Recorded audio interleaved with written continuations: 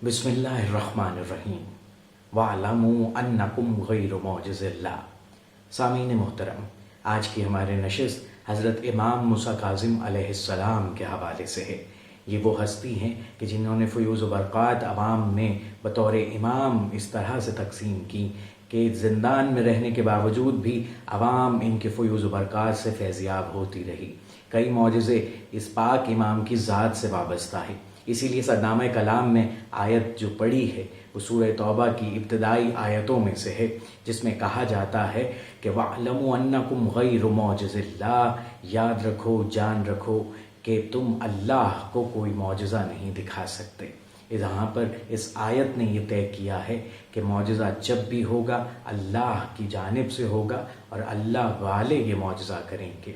जैसा कि क़साइसुल अंबिया और कुरान हकीम में जा बजा अंबिया कराम के मौजज़ात दर्ज हैं, वो तमाम के तमाम शाहिद हैं अल्लाह की तौहीद पर। इसी तरह इमाम आली मुकाम हज़रत मूसा काज़िम अलैहिस्सलाम के जितने मौजज़ात हैं वो भी अल्लाह की तौहीद पर शाहिद होते हुए नज़र आते हैं। कुछ लोग एतराज़ उठाते हैं कि कहानी न पढ़ी जाए। एक कहानी है हज़रत मूसा काज़िम अलैहिस्सलाम की ज़िंदगानी के हवाले से, और ये मौजज़े के तौर पे घरों में पढ़ी जाती है। कुछ लोग कहते हैं कि कहानी ना पढ़िए, तो कहानी क्यों ना पढ़िए? कहानी का लफ्ज़ निकला है कह से, कहना, यानी कि किसी किस्से को कहना, और कहानी को अरबी में यही लफ्ज़ अता किया गया है, किस्सा और क़साइस। क़साइसुल अंबिया में क्या हैं? सब कहानियाँ हैं। कुरान हकीम में अंबिया की कहानियाँ हैं। वैसे ही इमाम आली मुकाम की भी कहानी है, जिसे तस्दीक करने के लिए खालिद बिन समा तहरीर फरमाते हैं। और इस हवाले को अगर आपने मज़ीद देखना है तो 14 सितारे एक ऐसी किताब है जो तमाम हमारे मसलक से ताल्लुक़ रखने वालों के घर में मौजूद होती है। नजमुल हसन कर्रारवी साहब की लिखी हुई 14 सितारे, उसमें ये वाक़या हज़रत इमाम मूसा काज़िम अलैहिस्सलाम के बाब में दर्ज है कि हारून रशीद ने कहा कि मैं जानना चाहता हूँ, मैं मिलना चाहता हूँ उस शख्स से जिस पर इमाम मूसा काज़िम अलैहिस्सलाम का मौजज़ा हुआ। तो खालिद बिन समा तहरीर फरमाते हैं कि हारून रशीद ने साले तालिकानी को बुलवाया दरबार में, और दरबार में बुलवा के कहा कि सुनाओ कि तुम्हारे साथ क्या बीती। हमने सुना है कि तुम चीन से तालिकान तक बादल पर बैठकर आए हो।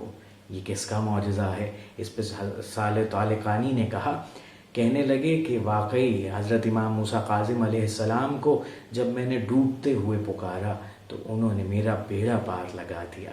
और हज़रत इमाम मूसा काज़िम अलैहिस्सलाम ने अपने साथ मुलाकात का शरफ़ बख्शा, और उस मुलाकात के शरफ़ से मेरे अंदर जो है, साले तालिकानी का बयान है, मेरे अंदर मार्फत और इल्म के एक सैलाब जो है मुझे अपने अंदर महसूस होने लगा। मालूम हुआ इमाम के एक मौजज़े में कई हिकमतें छुपी हुई होती हैं। जब इमाम की ज़िंदगानी का अहाता किया गया और लिखने वालों ने लिखा, तो एक और मुकाम पर इमाम के मुताल्लिक़ अल्लामा बाक़िर मजलिसी फरमाते हैं। अल्लामा बाक़िर मजलिसी का कहना है कि जैसे ही इमाम आली मुकाम दुनिया में ज़ाहिर हुए हैं तो अपनी दोनों हथेलियों को उन्होंने ज़मीन पे रखा और आसमां की तरफ देखकर शहादतैन कहीं। ये शहादतैन कहना इमाम का बता रहे हैं अल्लामा बाक़िर मजलिसी कि ये वही अमल है जो रसूलुल्लाह ने दुनिया में ज़ाहिर होते ही सर अंजाम दिया था, और नाइब इमाम ने भी वैसा ही किया। मालूम हुआ इस इमाम की हयात तैयबा में जा बजा मौजज़ात मौजूद हैं, जिनके हवाले जो लोग ढूंढते हैं या पूछते हैं उन पर मुझे अफसोस होता है। हैफ है ऐसे लोगों पर कि जो इमामतों की ज़िंदगानी में, इमामतों में अपने सवालात को इस हवाले से रखते हैं कि उनकी सोच के अमराज वाज़े हो जाते हैं। तो याद रखिए, इमामतें मासूमियत के दर्जात, तस्लीम के दर्जात हैं। इन्नल्लाह मलाइकतहु युसल्लूना अलन नबी या अय्युहल्लज़ीना आमनू सल्लु अलैहि वसल्लिमु तस्लीमा। इन पर दरूद वो पढ़ना है जो तस्लीमा की मंजिल पर हो। तो इमाम आली मुकाम से जो कुछ भी मंसूब है, अगर आपकी समझ में नहीं आ रहा तो इस पैगाम को याद रखिएगा कि इमाम की तरफ उस कौल को पलटा दीजिए, उस पर शक ना कीजिए, उस पर कतन शक ना कीजिए। वैसे ही हमारे तमाम इमामों ने बड़ी मज़लूमियत के आलम में اس دین کی ترویج کی ہے اور بڑے محنتوں کے ساتھ، محنتوں اور ریاضتوں کے ساتھ امامتوں نے یہ دین ہم تک پہنچایا ہے۔ امام کا کام بھی ہے کہ عوام تک ہدایت کے سلسلے کو جاری رکھے، تاکہ بروز حشر کوئی شخص یہ نہ کہہ دے کہ جس دور میں موجود تھا اس دور میں کوئی ایسا امام نہیں موجود تھا جو میری ہدایت کرتا۔ اللہ نے کسی بھی دور کو ہادی برحق سے خالی نہیں چھوڑا۔ پروردگار سے دعا ہے کہ ہم سب کو ہادی دوراں کی معرفت حاصل ہو، کیونکہ قرآن میں صاف الفاظ میں حکم ہے، یوم ندعو کل اناس بامامہم، اس روز تم سب کو تمہارے اماموں کے ساتھ بلایا جائے گا۔ تو معرفت امام بہت زیادہ ضروری ہے۔ تو صاحبان محترم، اس ذیل میں غور کیجیے گا کہ ہم امام کے وجود کو تسلیم کر رہے ہیں، اور ان سے منسوب واقعات کو اگر ہم تسلیم کرتے رہیں گے تو ایمان کی تشکیل ہوتی رہے گی۔ میں پھر وہی جملہ دہراؤں گا کہ امامتوں نے بڑی محنتیں کی ہیں ہم تک یہ دین پہنچانے کے لیے، ہم تک یہ اسلام پہنچانے کے لیے، ہم تک یہ دین پہنچا، ہم تک یہ اسلام پہنچا، ہم تک یہ حق پہنچا۔ یہ تمام امامتوں کی محنتیں ہیں۔ اور امام موسیٰ کاظم علیہ السلام جنہیں رکھا ایسے قید خانے میں گیا کہ جو قید خانہ فقط قید خانہ نہیں ہے بلکہ زندان ہے، ایک اندھیرا زندان ہے، اور ایسی سلاخوں کے پیچھے رکھا گیا کہ جن میں محض سلاخیں لوہے کی نہ تھیں بلکہ لوہے کی میخیں بھی تھیں۔ کبھی امام حالت قیام میں ہیں، کبھی امام حالت رکوع میں ہیں، کبھی امام حالت سجدہ میں ہیں اور قید گزار رہے ہیں۔ بھوکے شیروں کو امام کی جانب بھیجا گیا تو وہ تمام بھوکے شیر دروغہ بتاتا ہے کہ امام کے قدموں میں بیٹھ گئے اور کہنے لگے، امام ہم بے شک بہت بھوکے ہیں مگر ہم آپ کو نوش کیسے کریں؟ امام نے اس پر کہا کہ اے شیرو، تم مجھے نوش نہیں کرو گے تو تم قتل کر دیے جاؤ گے۔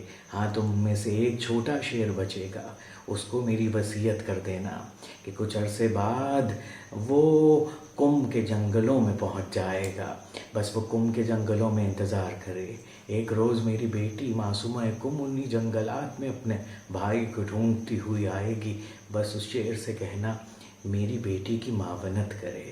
امام عالی مقام کی زندگانی جو قید خانے میں گزری ہے، اس قید کا بیان الفاظ میں ممکن نہیں، بس یہی کہا جاتا ہے کہ امام نے کہا میں تو تنہائی میں قید کاٹ رہا ہوں، لیکن سلام ہو سید سجاد پر کہ جنہوں نے پورے کنبے کے ساتھ زندان میں قید گزاری ہے۔